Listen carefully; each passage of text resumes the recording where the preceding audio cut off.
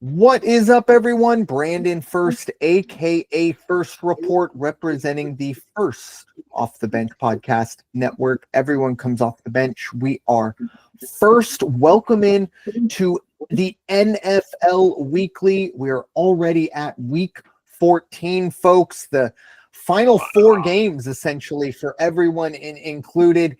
But we are going to break it down for you. And of course, when I say we, I mean myself and my friend and co-host Raider Jim Martinez. You can find Mr. Martinez at Raider Jim 1090. How you doing tonight, sir? Oh, I'm doing good. I'm pulling the wrapping paper down from the rafters and decorating trees and all that kind of stuff. Folks, you only got 2 weeks left.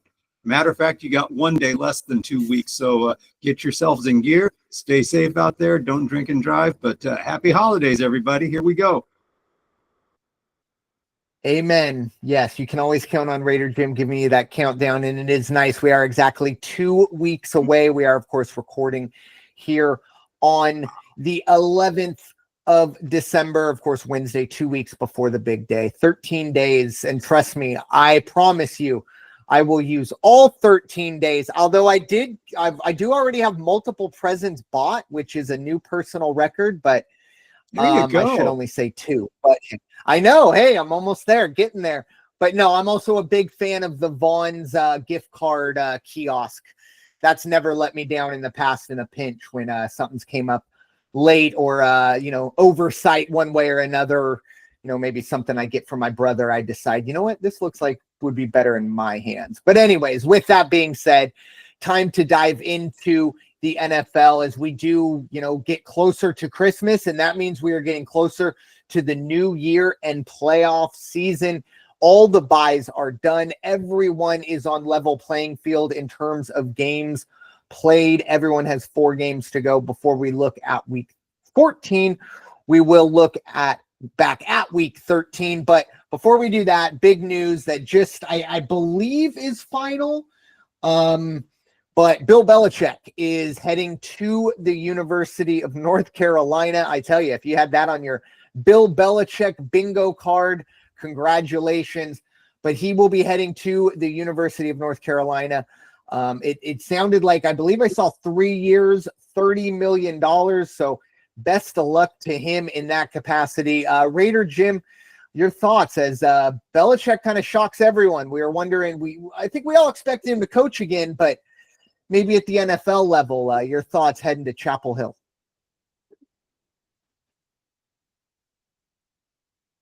Yeah, I expected him to coach again. I also expected him to take a little more time off. So I'm surprised that his return is so sudden. And again, as you said, what are the odds on that? Nobody had $10 bet on that's where he was going to end up, except for some insiders over in North Carolina. I guess one of my questions is, does his girlfriend want? He decided to make the move. Yeah, that's we kind of say it tongue in cheek, but I've heard some rumors that she's let's just say she's the head coach of that relationship. Is again, and obviously I am 3,000 miles away from the situation. Yeah. But I've heard some rumblings that is the case. And look, I'm not even saying that's a bad thing, but yeah, I do wonder if how that kind of factors into it. I wonder if this is kind of the Herm Edwards effect. And I should say what could happen will be the Herm Edwards effect. And Herm Edwards, he's a hell of a coach. He is not Bill Belichick. I understand that, but they have somewhat of that same kind of temperament. I think Herm Edwards is a little more outward with it. Bill Belichick does do it, I believe, more behind closed doors from a lot of kind of the Edelmans and the Welkers who have come out and done podcasts. They talk about the fiery side of Bill Belichick that's more behind the scenes. I just don't know if that plays in this generation of 18 to 24-year-olds, especially when they have a transfer portal to essentially get out of.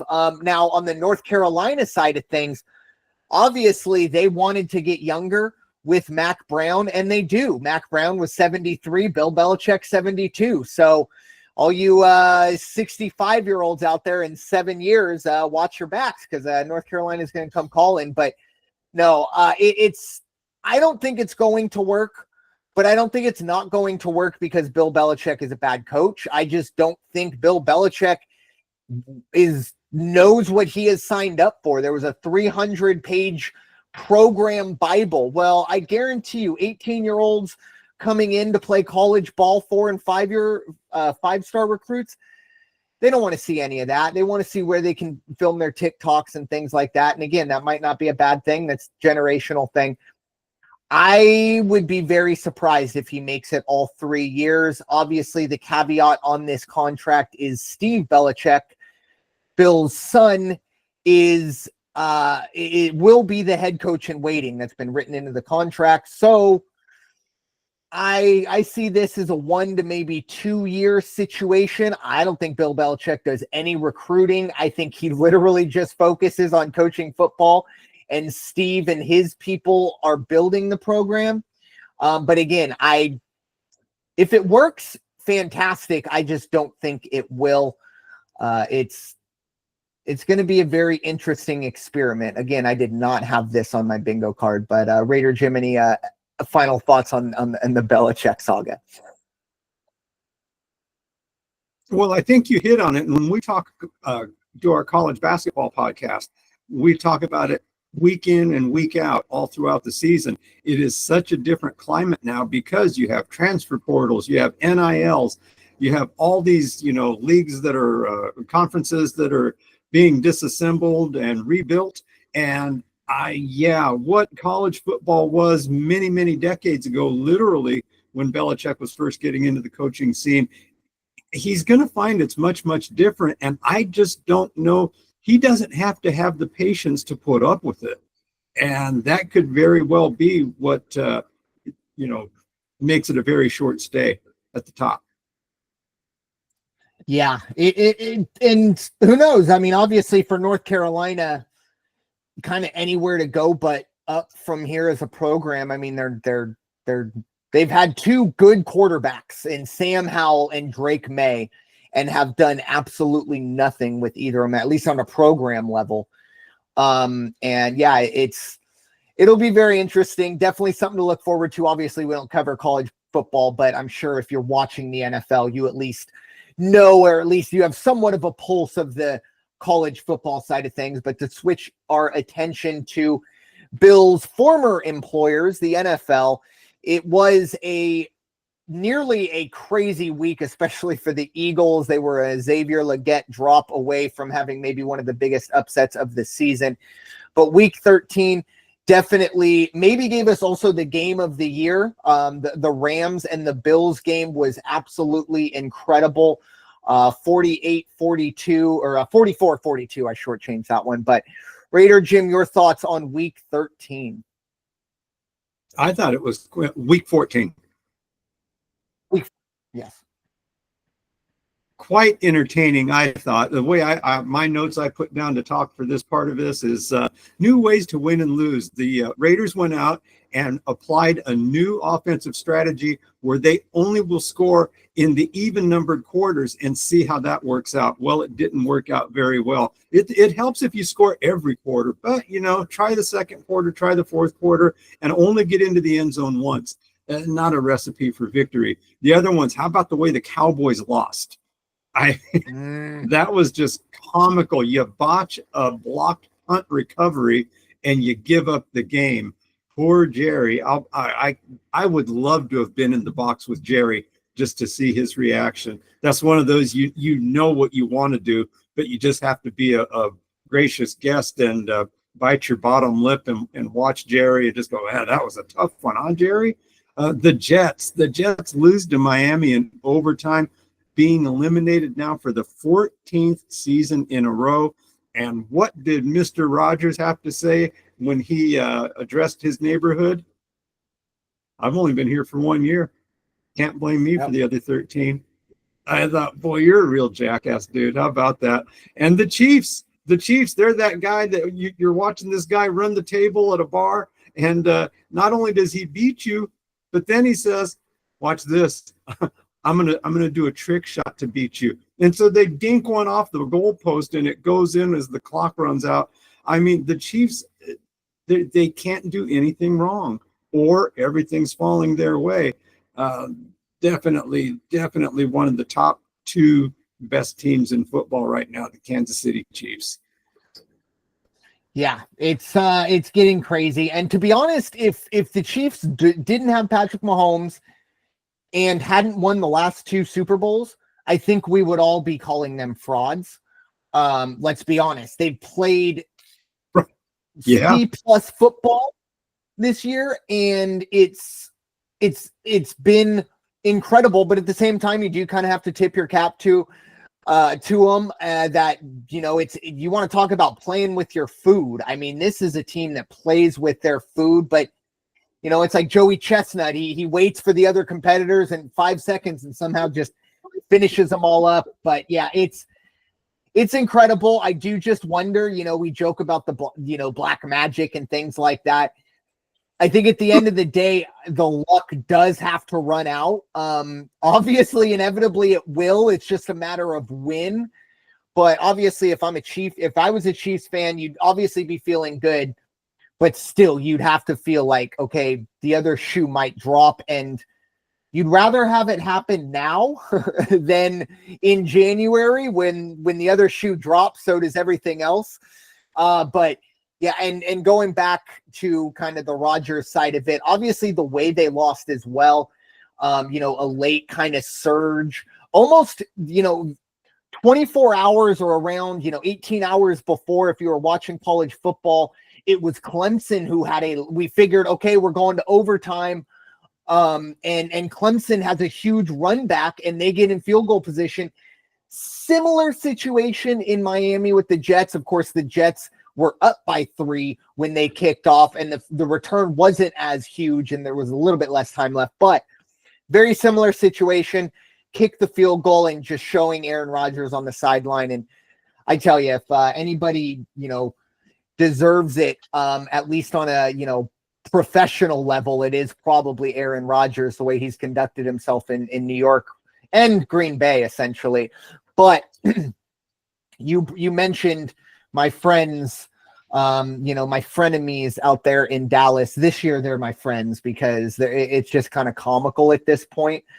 And we're not going to talk about that game. I did make a business decision. I'll get to that momentarily, but they're going to be underdogs against Carolina. Now, granted, it is in Carolina, but for the first time all season, the Carolina Panthers are going to be favorites, and it's against the Dallas Cowboys. But yeah, the Leon Lett 2.0 will probably live in infamy. And I was watching, and I thought I had the rule wrong when the Cowboy players started running after the ball after it passed the line of scrimmage, because I thought, oh, maybe now it's immediately dead no matter what, or I don't know. And when it hit off his arm and then obviously was recovered, and you saw the reaction of the Bengals sideline, I knew, oh goodness gracious. Like, and for me, that comes down to coaching.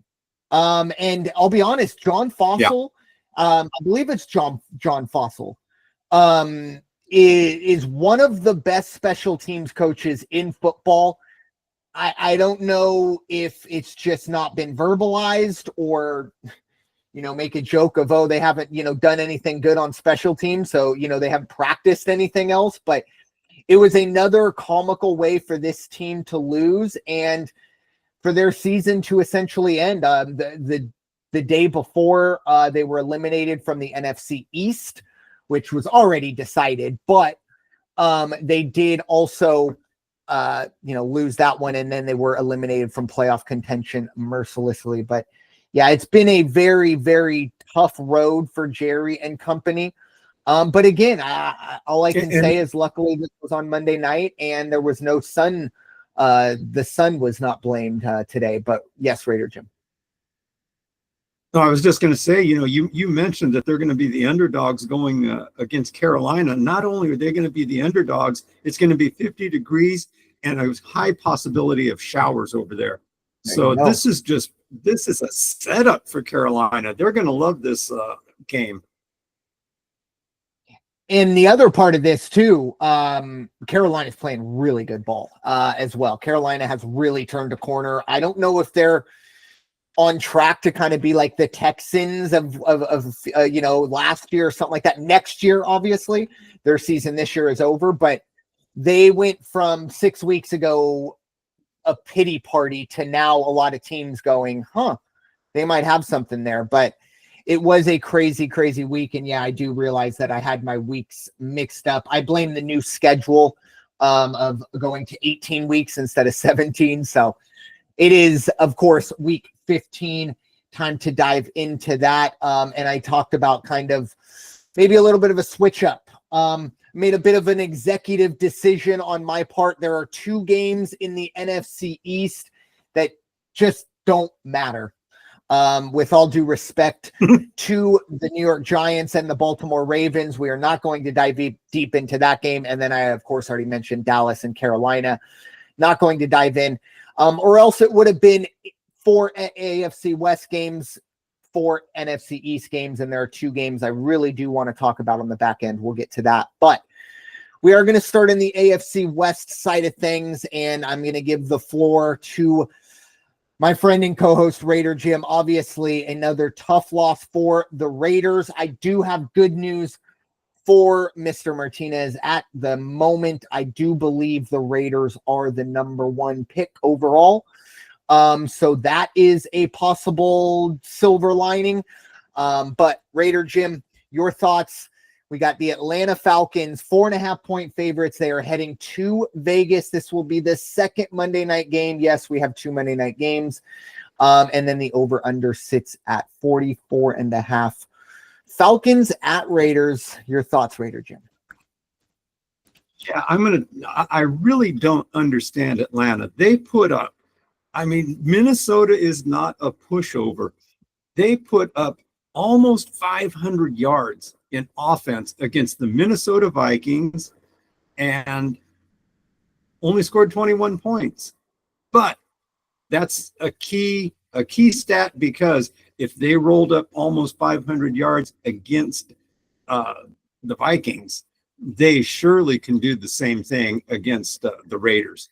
And I think they're just going to come out. They're going to, Cousins is going to have a decent game. He's going to be able to pick apart that Raider secondary. The Raiders can't get into the end zone for the life of them, and I don't think they will. We've got Atlanta at -4.5. I think they will cover that. I might take a 0.5 point and just go straight to 4 on it, but I don't see the Raiders covering.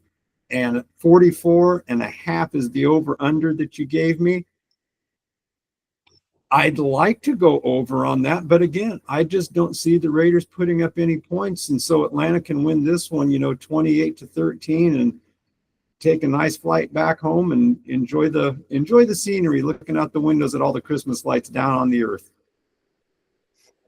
Yeah, I unfortunately, at least for the Raiders side of it, I agree with you. It's a hard bargain to watch with the Raiders right now. I do believe Aiden O'Connell is done.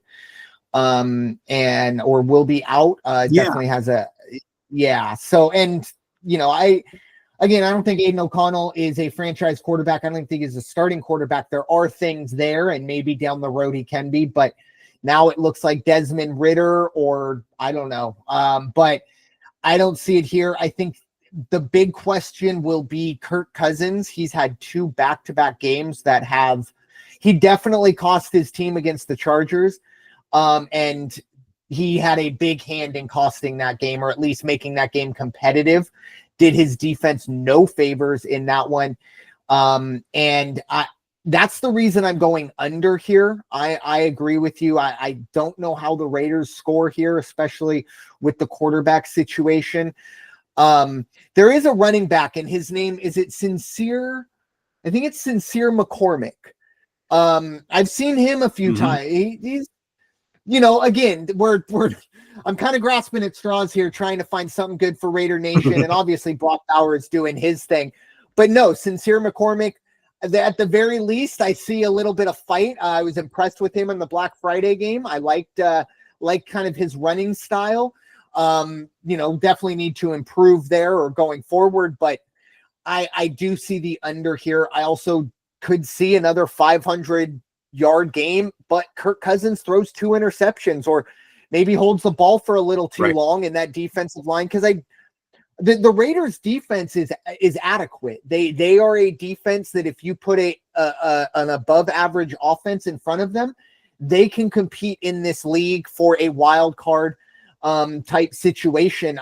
But the problem is what the state of the locker room is. I think for the Raiders, it's got to be debilitating for that defense to just know that they have to go out and play perfect football. And even then it probably won't be enough. So give me Atlanta minus 4.5. And I will take the under 44.5. I just don't know where we're getting our points on one side, unfortunately. So moving on to the Tampa Bay Buccaneers. They are heading across country to face the Los Angeles Chargers, who of course were on the opposite side of the Chiefs' black magic. The Chargers are going to be 3-point favorites. The over-under is 46.5. Raider Jim, your thoughts? Tampa Bay at LA to face the Chargers. Yeah, let me tell you, here we go. Playoff implications all the way around both sides of the ball. We have 2 games back-to-back where that's the case. This one and the one we'll talk after. But the Chargers, man, they play some good ball. That defense is legit. I like the way they're playing at home in the big fancy house. Tampa Bay coming in. Tampa Bay a little too inconsistent, and when they get against real competition, they seem to what's the best word to say? They don't fall apart, but they play a little hesitant. And when they play a little hesitant, they're not as successful. I think the Charger defense is going to be enough for the Chargers to cover the 3-point spread. So Chargers -3, give me a half point though. Let's make it 2.5. I don't think Baker is going to be able to be productive, and he's going to have to play perfect, which he does not always do. If he doesn't play a perfect game against the Charger defense, it's going to be a long game for the Buccaneers.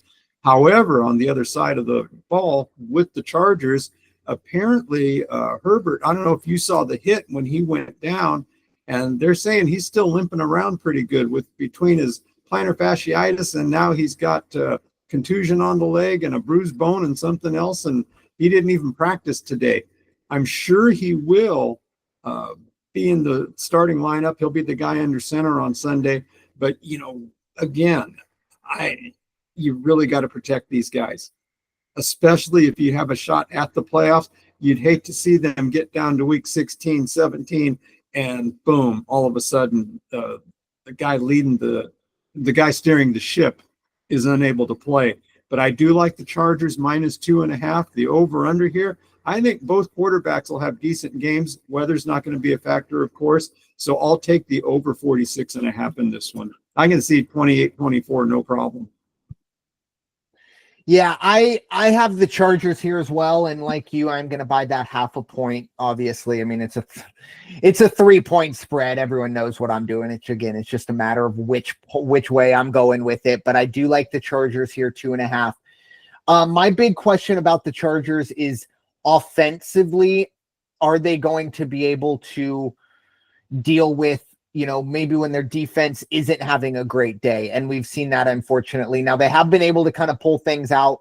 But the defense in the first half, or at least early in the first half for the Chargers against the Chiefs, I do think was very conservative. And I think they were a little afraid of getting beat over the top.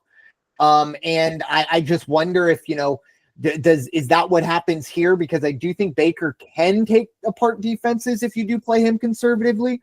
And again, I just think offensively, I think the Chargers are challenged. They're not able to stretch the field.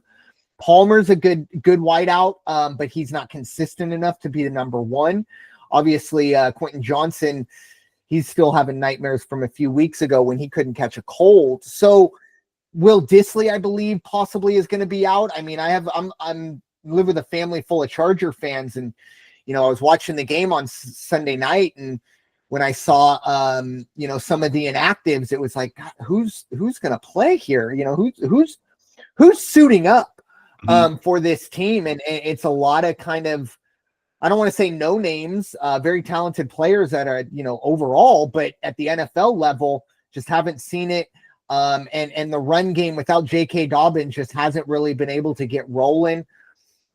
I like the under here, but I do think the Chargers win by a field goal. I look at this as a 20-17 type game. I think the Chargers defense is able to frustrate Baker enough to kind of turn this into a bit of a slog. And Jim Harbaugh is the better coach in this one. And I like the under here in this one, 46.5. Two offenses, or at least one offense that I struggle with, and their defense I think is good enough, knowing they're kind of like the Raiders offense, knowing they really cannot give up more than 24 points or they're probably going to lose the game. And I think they're able to keep that under control. But as you mentioned, a huge matchup in the AFC playoff picture. I mean, this could kind of essentially put a cap on the playoff picture. Not a whole lot of teams fighting, but Indy could really get themselves back into the fight. They head 2 Mile High to face the Denver Broncos. The Broncos are going to be 4-point favorites here. The over-under is 44. I did check the weather. It will be, chilly for a dome team, but there is, nothing but sunshine, according to Google. So shouldn't expect to see weather being an issue here. But Raider Jim, your thoughts, Indy at Mile High? I mean, who would have thought? I didn't think that there was going to be any chance at this stage of the game, of the season, that Denver would be a playoff possibility. I think they're 8-5 if I'm not mistaken. They're playing good ball. Yep. Playing better, and they're coming off of their bye week. So they're nice, they're rested, but playoff implications on both sides. The Colts need to play good pass defense. That might be the key to their victory, because the Denver is not running the ball well. So if the Colts can play pass D, force Denver to run, Denver I don't think is going to be too successful then. They're at home though, and we'll see which Indianapolis defense shows up. Denver at -4, I'm going to take a half a point there. I'm going to give it on the other side to Indianapolis and take Indianapolis +4.5. Do they win the game? I don't think so. But if Denver gets that 6-point lead and holds it, Indy's we're going to see what happens there. But I think Indianapolis definitely has a chance to cover at 4.5. 44 is the over/under.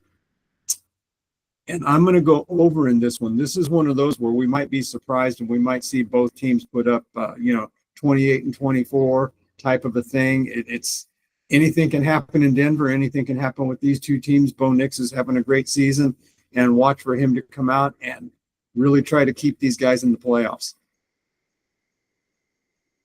Yeah, I agree with you. At least overall, the kind of thoughts you have on the Broncos, where they have been, or how they've gotten here, I guess I should say, from where they have been or had been. We were kind of ready to write Sean Payton off, week 2 or 3? We were kind of writing his obituary. And now we are looking at him as potential coach of the year, or at least one of the people has to be in the discussion for what he's done. I mean, Bo Nix at the moment is the best rookie quarterback. He's not the odds-on favorite to win Rookie of the Year. That's actually Brock Bowers. That was, I think, this past week. He overtook him, but and Jaden Daniels has kind of had his issues lately. Bo Nix, I am getting very close to calling myself a Bo leaver. I felt like I bet against Bo and the Broncos all season, and I am going to stop this week. I am going to buy a half a point as well.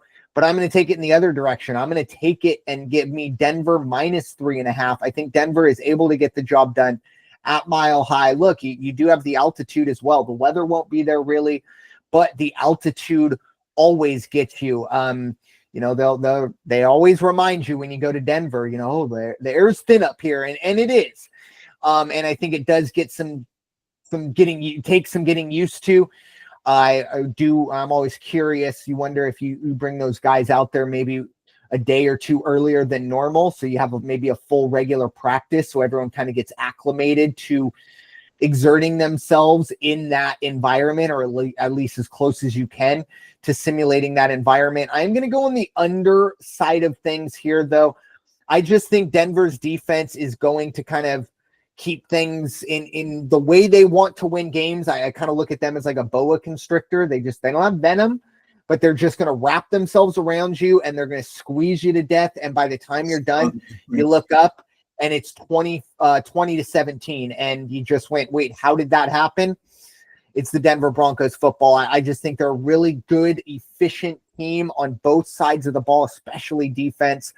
Very, very excited kind of to see the Broncos and Chargers kind of fighting for essentially, and the Ravens as well, I should say, fighting for that seeding part after the division winners. Because again, if Denver wins this game, it's with Cincinnati, even with Cincinnati winning, but they're still, I believe, well out of it.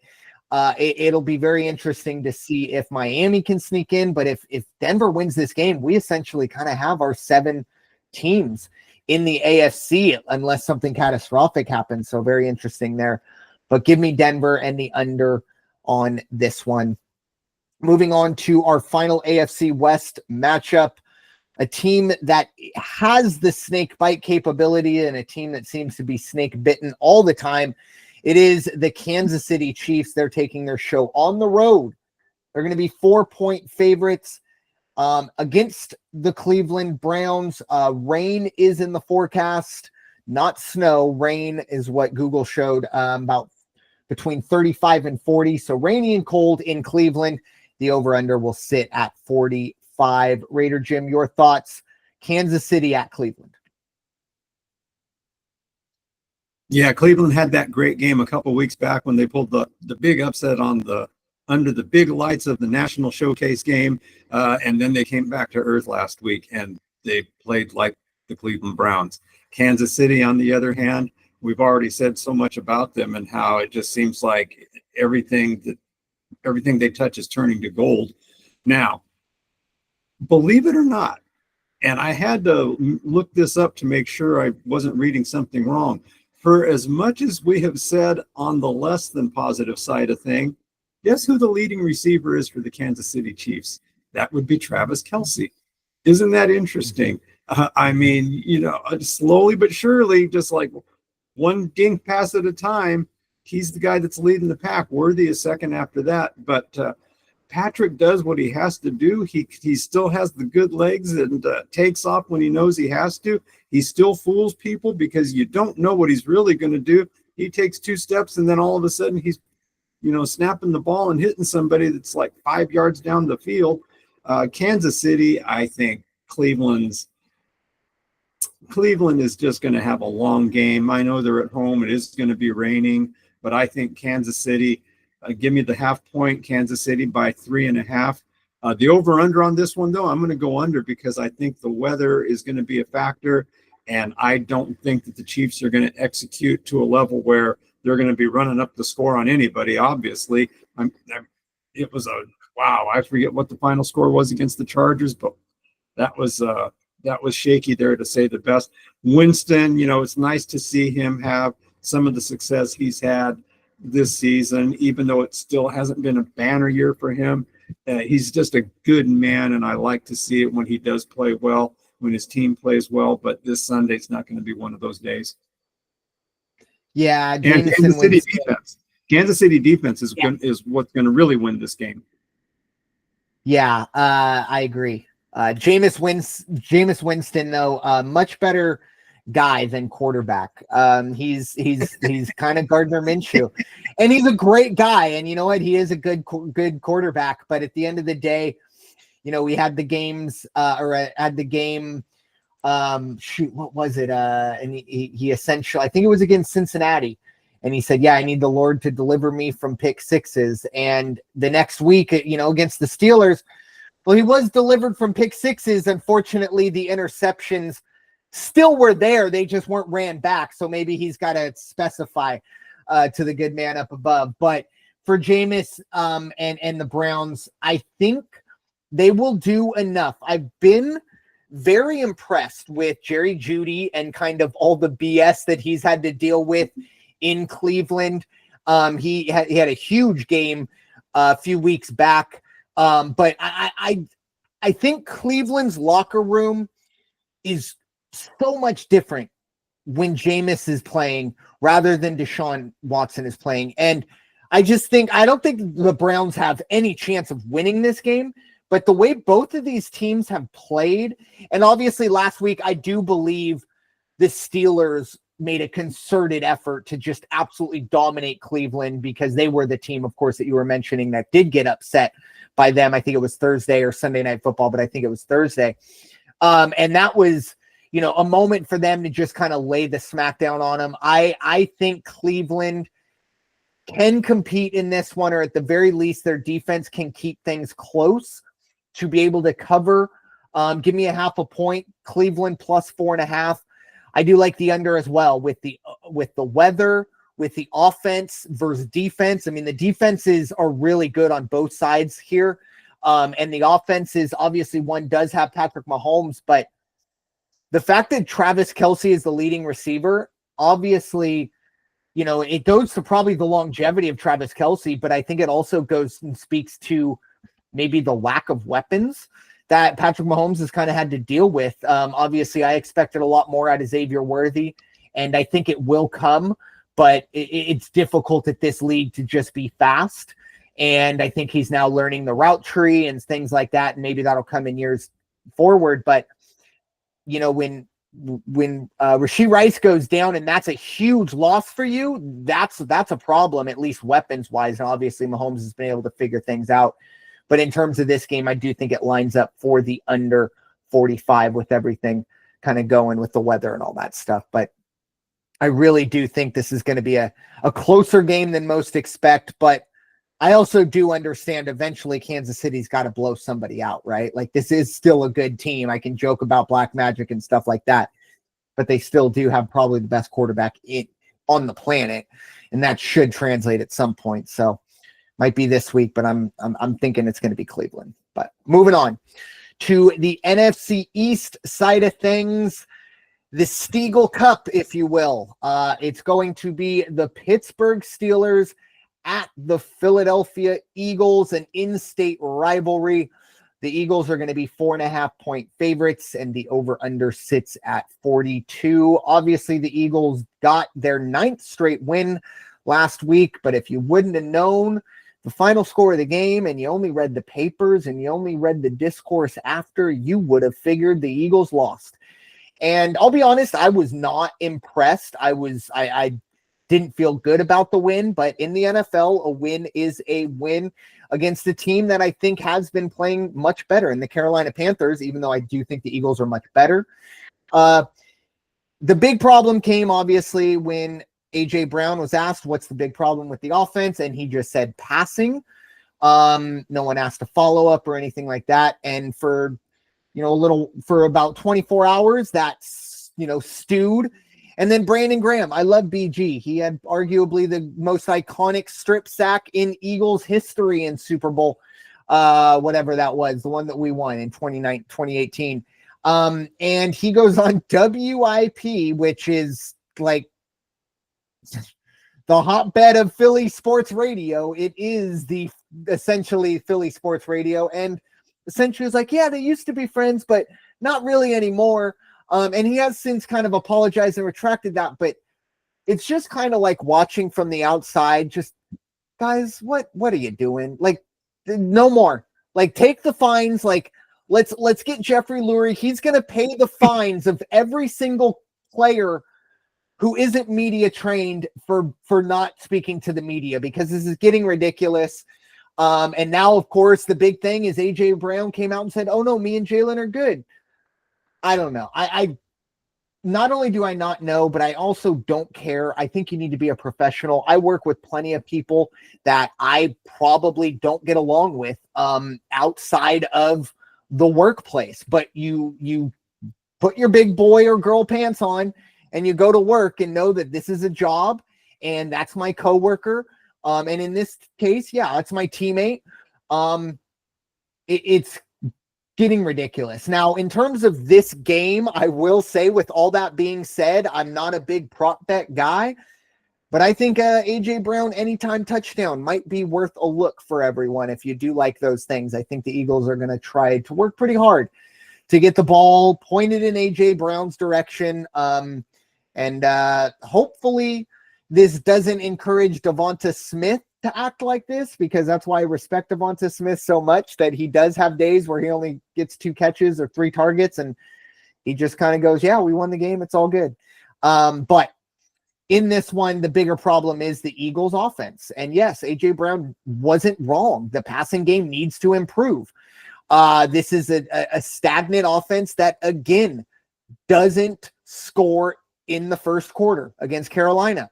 And again, they seem to be kind of playing catch up, and eventually Saquon Barkley is able to go out and get the job done. But if it's not for Xavier Legette drop late, more than likely the Eagles lose that game, and this is a much bigger story. So I think the Steelers come in, and there is one other big elephant before I actually get into this, because Raider Jim, I think you asked me about 2 or 3 weeks ago about my worry, my panic about Jake Elliott. It's starting to grow. It's, again, I'm not getting the pitchforks and the torches. And the other part of it too, folks, is who are you bringing in week 15, week 16? So like, also sometimes in Philadelphia, we do have a temperament of getting on someone rather than behind someone. And I do think this is a situation we need to get behind Jake Elliott. I don't think he's gotten too much BS, but it's a tough city to play in when you are struggling. But I think he's our best option, and hopefully he can figure this out. It is an issue right now, no doubt about it. I like the Steelers to cover this one. I like them at 4.5. I think the Eagles probably win this game by a field goal, but that might be it. I think the Steelers have more to play for than the Eagles. They still have the division to play for, no doubt, but they can wrap that up just by beating Washington in a few weeks anyways. So it's not anything crazy. I just think the Steelers need this one more than the Eagles. And because of that, I think Pittsburgh covers. And in terms of the over-under, I think 42. Now, the weather side of it, I looked it up. Weather shouldn't be an issue on Sunday. However, Monday and Tuesday, they are getting a good amount of rain. So we are recording on Wednesday. I'm sure we all know in 12 hours, the weather can shift. So in 4 days, anything can happen. But as of right now, weather doesn't seem to be an issue. I think it might be. I'm going to take I don't think it will be. I'm going to take the over in this one. 42, I think, is a little low. I think both offenses are able to get rolling. George Pickens on the Steelers doesn't seem like he is going to play, which thank goodness, because I don't want him to get Cooper DeJean or Quinion Mitchell caught up in something extracurricular. George Pickens, fantastic wide receiver, but wow, needs to kind of calm himself in certain situations. So I think that's good for the Eagles on multiple fronts, but I do like the over. I think 42 is a little low for these teams.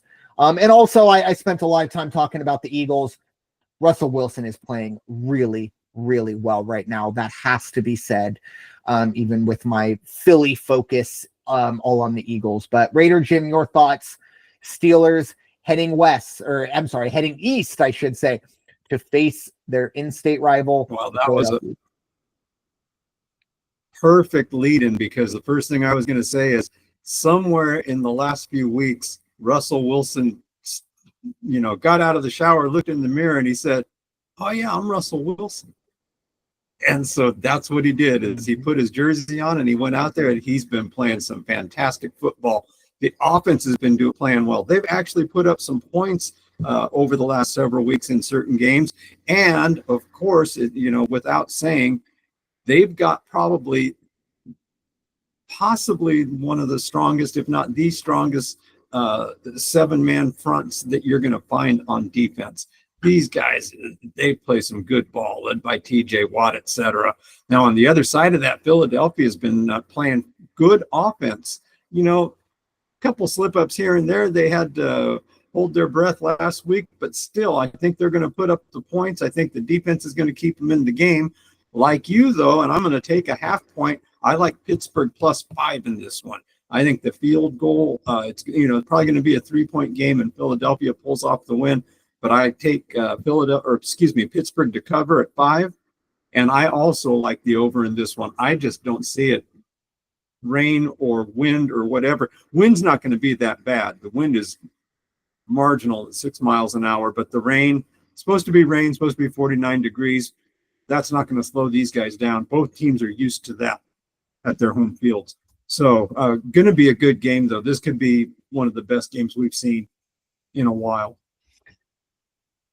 Yeah, I do believe this is going to be probably the game of the week. I don't think it'll be the game of the week in the same way that it was Buffalo and the Rams. I don't think we're going to see 44-42 on that side of it, but this is going to be one that I think goes back and forth too.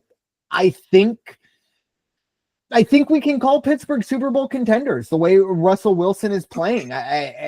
We could say this is a game between two Super Bowl contenders, a possible Super Bowl matchup. A lot of crazy things have to happen, but who knows? It's going to be very, very interesting in this one to see how the Eagles kind of attack that defense, because that defense is really, really good. And Mike Tomlin is a fantastic coach. This might be one of the biggest coaching mismatches of all the kind of playoff implication of games. But moving on to the Washington Commanders side of things. The Commanders, of course, had their bye week last week, caught their breath, kind of, excuse me, steadying the ship a bit. It's been a bit rocky of late since they did fall to the Eagles.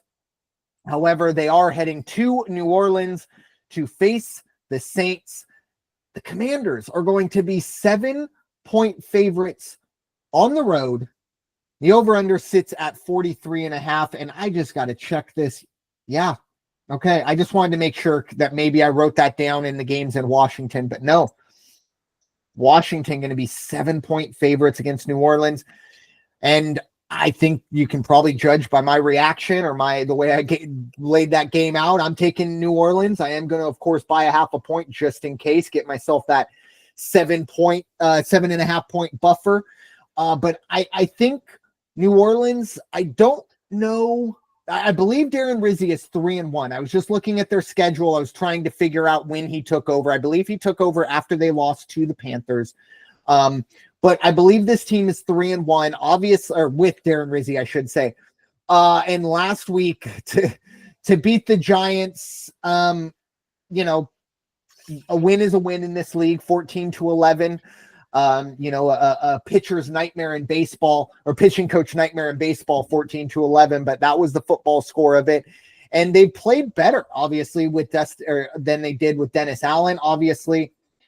You do wonder if maybe he is playing himself, or at least coaching himself, into a full-time job. I think New Orleans is live in this one. Washington has struggled lately.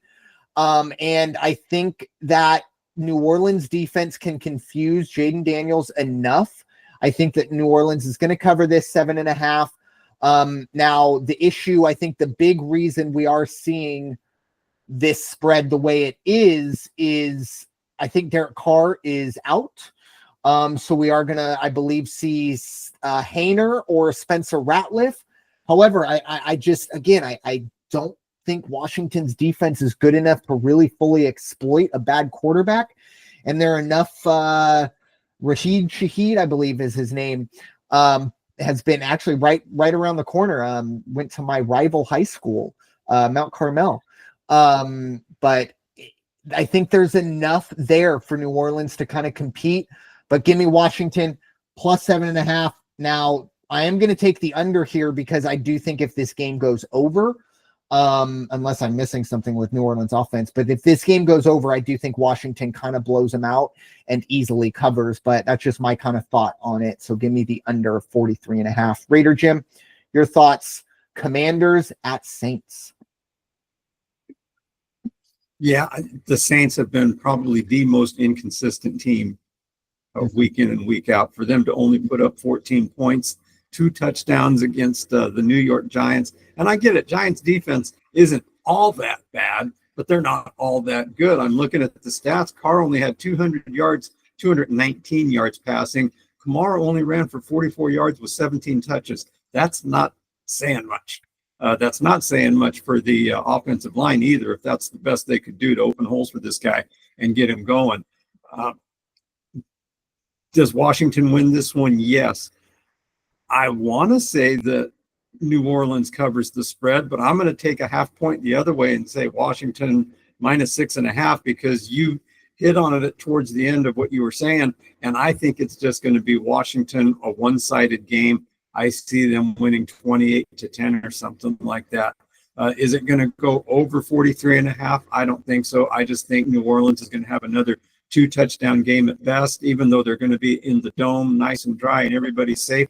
Washington had that 3-game stretch where they lost and they lost and they lost, came back, they bounced back, and they had a victory. I think it was against Tennessee, which is, nothing to brag about, but it's a good game to get yourself back on track. Then they had last week off. So they're also coming in rested to this game. So it's kind of lined up very well for Washington. New Orleans, after the debacle last week, must be just sitting in the locker room going, oh, wow, what do we do? And which group of guys is showing up this week to play?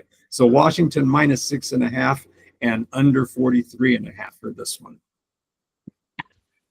It's going to be a game that might determine whether or not Washington does get in the playoffs, because I feel like if they get over this hump, I think they'll feel really good about this. This is kind of the last game for them that I think they go on the road for or anything like that. So we'll see there. But moving on to the 2 games I wanted to focus on, besides, of course, the Baltimore Giants and Dallas, Carolina. But we'll start Sunday Night Football. Green Bay. This is the Mike Holmgren Bowl. The Green Bay Packers at the Seattle Seahawks. Packers are going to be 3-point favorites heading to the 12th man. And I lost my. 3-point favorites, and the over-under is 46. Raider Jim, your thoughts? Seattle hosting Green Bay as home underdogs. Yeah, 3 weeks ago, I would have told you, I would have looked at the schedule and said, this isn't going to be a good game. It just isn't. And now I'm looking at it thinking, this is going to be a pretty nice Sunday night football game. Seattle, I mean, they really did some work last week against the Cardinals, I believe it was. And Geno isn't doing too bad under the center. On the other side of that, we have Green Bay, who, wow, what a game that was. 34-31, they took it on the chin. If they could have got into the end zone that first quarter, who knows what would have happened. But, hats off to the Lions for that one. But Packers are playing good ball. Packers want to go to the playoffs, and this is going to be this is kind of a make and break for how both of these teams will line up in the playoff picture, especially with the way the NFC West is shaping up right now. This is almost Seattle's to lose, and it's a must win, because the Rams are playing some decent ball right now. So what's going to happen in this one? I am going to go ahead. I think Seattle covers. Give me another half point. Give me Seattle +3.5. It could almost be a money line game either way. And I think it's going to go over 46 in this one. I think we're going to see some good offense. Let me look real quick at the weather. I don't know if we've got anything to be concerned about in Seattle. Slight chance of rain, but not much. I feel like that's a little normal. chilly. Yeah, it's exactly. It's Washington State, and it's on the coast, so you're going to see some kind of dampness. But I think the Packers offense has been well. Obviously, they're able to put up points against anybody like they did last week against Detroit. So this could be fireworks. Could be a good one. Yeah, it's very interesting to kind of see how these 2 teams have gone. I think we did have these hopes, or at least I had. I expected the Packers to be in the playoff hunt. Seattle was. I didn't know what to make of Seattle, and to be completely honest, as we're 14 weeks in. I still don't really know what to make out of Seattle. Last week in the Seattle-Arizona game, I just took the points and said, I don't know about either of these teams. So I'm just going to take the points, and it worked out. I'm going to do the same thing here. I think Green Bay is a good team, but going across country is not easy, especially at night as well. Yeah, that's going to be, and I am really bad with my time zones, but if Green Bay's either in the central or the east, but either way, you're at least looking at a game start of your body feeling like, okay, 7:30 is the normal if you're in central, but no, we're going to start a little early at 5:30. A little interesting to see how that goes. Weather, obviously Green Bay, they'll take whatever, and then probably be like, this is better weather than what we got at home right now anyway. So I do like Seattle plus 3.5. Geno Smith has been playing really well. But this is a team, again, I don't know what to make out of Seattle. Green Bay, goodness gracious, they played so inconsistently in that game. As you kind of mentioned, it seemed like a tale of, even and odd quarters. Played really bad the first quarter, great the second quarter, bad the third quarter, stormed back to make it competitive in the fourth. I just don't know if that inconsistency can be continued, especially on the road against a team like Seattle, who is a very disciplined team. Mike McDonald. Sorry, I knew I had to differentiate the two. Mike McDonald has been very good in Seattle, very under the radar hire, and has turned Seattle into, as you kind of mentioned, a team that the NFC West is theirs for the taking, which you would have said that beginning of the year. That would raise some eyebrows. So give me Seattle plus 3.5, and I do like the over here. I think both teams, this is kind of the big moment for both of them. Both of these quarterbacks want to drop back and sling it, and slight chance of rain again. That's pretty much what you get in Seattle. So I don't think that will matter too much for either of these teams. So give me that over on Sunday Night Football. But moving on to the final game we are going to discuss in depth and on paper, undoubtedly the Super Bowl America wants, and probably on paper the best game of the week, maybe of the season. It's going to be the Buffalo Bills at the Detroit Lions. Detroit is 1.5 point favorites. Let me see if that's moved at all. Oh, Buffalo. Whoa. I'm sorry. Detroit is 2.5 point favorites now. But we had it listed at 1.5. For me, this is a money line game with whenever you get below 3 or 2. But anyways, I'll take the lead on this one. I was very impressed with Detroit last week, what they were able to do against Green Bay. It was a game. Dan Campbell, I don't know if unfortunately it's going to blow up in his face, but he is so uber aggressive. It's almost alarming. Like, I want to know what he does on a day-to-day basis. Like, does he just cut his brake line every night and hope that the mechanic will find it when he brings, like, I get it. You want to be aggressive, but the call late, even in, I think it was the second quarter, 4th and 2 at his own 30, and goes for it and gets stuck. Yeah. And it's just kind of like, doesn't bat an eye. And it's like, okay, like, you're playing with fire here. But on 4th and 1, essentially to, kick the field goal. Okay. It's a tie game, kick the field goal. You'll take the lead. He ends up going for it. And that was on the back of getting stopped on 3rd and inches. They lost yardage on 3rd and inches, and it turned into a full 4th and 1. And assuredly, in my mind, I went, okay, he won't go for it here. And he goes for it and he gets it again, though. Eventually, if you play with fire, you are going to get burned tragically, unfortunately. I mean, the amount of fire this man plays with. He's like Zoolander or the models in Zoolander, where they're spraying themselves with gasoline and they light a cigarette. I mean, but that's why we also are very endearing, or why he is so endearing. In this game, though, I just think Buffalo is going to kind of be the more disciplined team. I think they're not the Cowboys, and I don't mean actual Dallas Cowboys. I mean like the Cowboy mentality of, rush in and do the crazy things, stuff like that. I think Buffalo gets the job done here. I like them on the money line. 55. I understand we have two top offenses, but I do think this turns into a little bit more of a slog.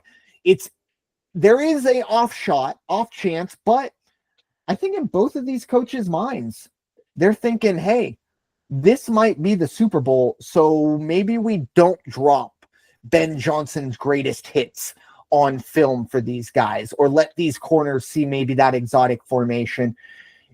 At the end of the day, neither of these teams need this one. Obviously, Detroit does more so for that number one seed with the Eagles kind of lurking.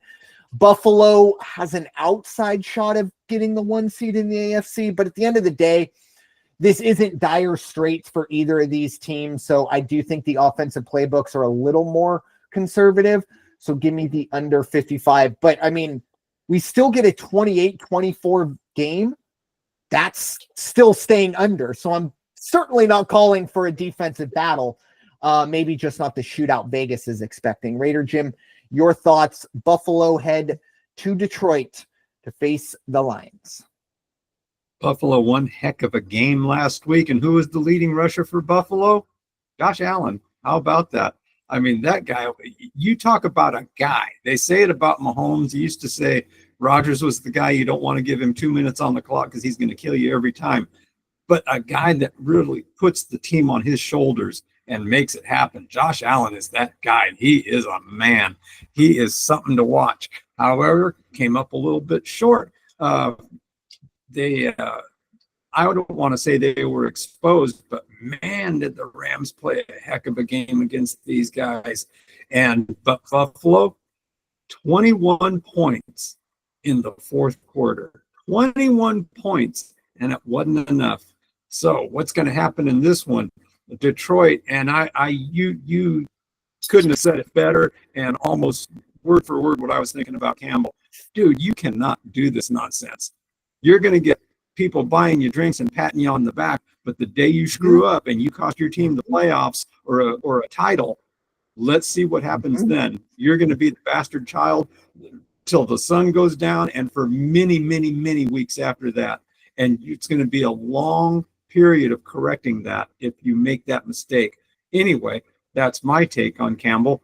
Detroit, here's going to be the difference in this one because both teams can put up points. Both teams have adequate defenses.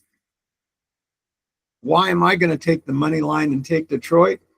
Two players, David Montgomery, Jahmyr Gibbs.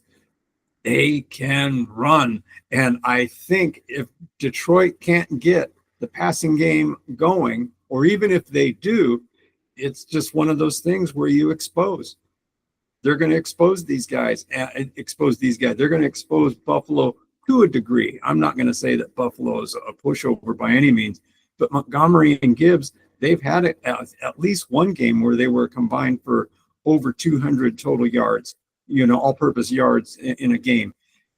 That's what they're going to bring to the table on Detroit. Watch for these two guys to possibly have the game of games this week because they know. And they're punishing. They don't seem like they would be the punishing type backs. But when they run into these defenders, the defenders know it. So because of that aspect, that one aspect of the running backs, give me Detroit on the money line, and I'm with you. I'll keep it under 55. I'd like to see, another 70-point game like we saw last week with one of the games, but I just don't think that's going to happen. Yeah, I just really hope this game does kind of live up to the billing, and I think it somewhat will. But again, sometimes when you see late season out of conference games, nobody really wants to show their hand too much. So it'll be very interesting. And selfishly, I kind of wish that this was the Sunday night game, kind of to be able to stand all alone because I'm not going to be able to focus on this one. I believe it's an afternoon game, or at least here on the West Coast. and so are my Eagles and Steelers. So that's going to be a tough one, but well, I'll live there. But those are the only games we're going to be diving into fully. But there are, I think, 7 others that were, of course, on the slate. Run through those real quick. Baltimore, wow, 14.5-point favorites. The over-under is 43.5. They're heading to the Meadowlands to face the Giants. And you know what? Gun to my head, I would probably just say lay the points with Baltimore and get out of Dodge. But anyways, Miami at Houston. Houston is going to be 2.5-point favorites in that one. 47.5 is the over-under. Aaron Rodgers Jets. I don't know how, but they continue to be favorites. Do with that what you will. They are 3.5-point favorites against the Jacksonville Jaguars. Oh, that's why. And the over-under is 40.5. The New England Patriots. They are 6-point underdogs as they head to the desert to face the Arizona Cardinals. The over-under sits at 46. There. The first Monday night game you will be seeing, if you choose to, the Chicago Bears. They're heading to Minnesota to face the Vikings. Vikings are 7-point favorites in that one. The over-under is 44. And the game we kind of alluded to earlier, Dallas heading to Carolina as underdogs. The Carolina Panthers, for the first time all season, will be 3-point favorites, and the over-under sits at 43. And finally, the Cincinnati Bengals, 5-point favorites as they head on the road to face the Tennessee Titans, 46.5. Raider Jim, any thoughts on any of these games?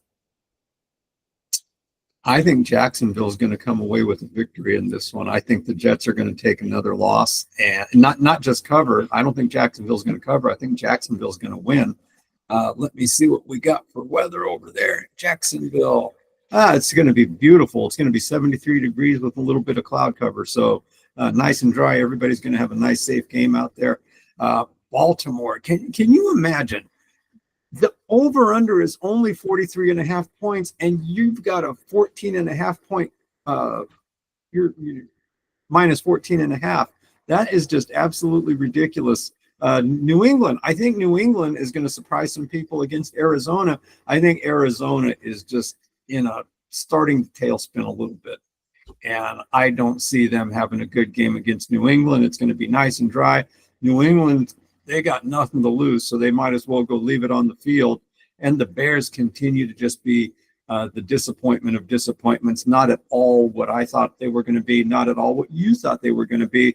I'm sure when they drafted the schedule, it sounded like, hey, going into Christmas time, let's give the people a real good rivalry. Let's give them the Bears and the Vikings. Well, that's not playing out too well, is it?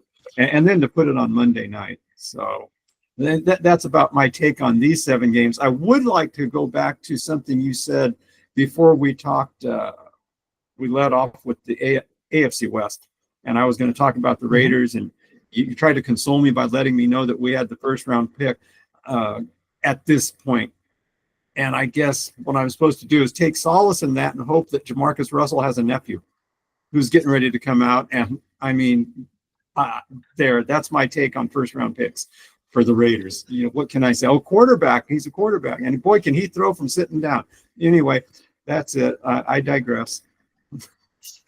Yeah, well, I kind of I joked about it a little earlier in the year in our little group chat with both of us and Coach. The Sanders family could be making their residence in Vegas. I know. I'm over here trying to console you, and then I'm also over here throwing fuel on the fire. But a lot of talk there. Maybe Cam Ward, but no, I could make plenty of jokes, unfortunately, about the Raiders drafting records. You could bring up Jamarcus Russell's nephew. I was also thinking Darius Hayward-Bay's nephew, because I do remember no team loves fast wide receivers. Like there was always the thing, like who has the fastest 40 of the wide receivers that are available? That's who the Raiders are going to pick. But no, it's a little bit of solace. But I also will say that I think Brock Bowers is really good. And I think that is one thing that we can look at and say, okay, at least for the Raiders, unfortunately, it's one. But in terms of these games, I am with you. I am very tempted to just immediately go with Jacksonville money line. But the gambler in me sees -3.5 and just goes, well, why don't you just cover yourself? Anyways, but I do think the Jets somehow, some way continue to be favored and just keep profiting off of it. And the other side of it, Miami, Houston, we didn't dive too deep into that one. Miami, a very outside shot of making the playoffs. Houston, I mean, they haven't been great, but their division is so bad that I think if Indy loses this week, it's essentially over no matter what Houston does. So just want to throw that out there. That's why we didn't want to focus on that one too much. Two teams, or one team that probably won't make the playoffs and another that will kind of by default. But yeah, it's kind of a rough, slate. And all of these games, you kind of look at it and you go, oh, nothing too great early on. But in the NFL, it's 80 to 90% of these games are going to come down to one final possession. And it's just a matter of which ones. I mean, I'm just looking at the numbers here. 4.5, 2.5, 3.5, 4.5, 7.5, 3.5. I mean, they're all staying within 7 points here. I mean, with all due respect to Baltimore Giants, but everything is within 7. It just kind of goes to show you how tough it is to handicap the NFL when essentially one big play can turn everything on its head. But Raider Jim, your final thoughts for this NFL Weekly. Final thoughts. Again, everybody getting into the holiday season, like we're going to say from now till after the new year. Please party safe, enjoy your family, keep yourselves safe and healthy, and all those around you. Don't drink and drive. And then just one little personal thing I'd like to throw out there. I'd like to throw out a congratulations to this hotshot freshman at Mater Dei High School, Lila Martinez, my granddaughter, who was named the JV Offensive Player of the Year on the girls flag football team. Way to go, kiddo. I knew you had it in you. Hey, congratulations. That's awesome. I will second that congratulation, and I will take the proxy from coach, and I'm sure he will congratulate that as well. That is fantastic.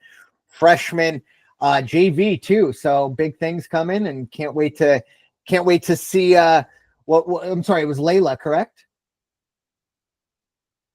Yes.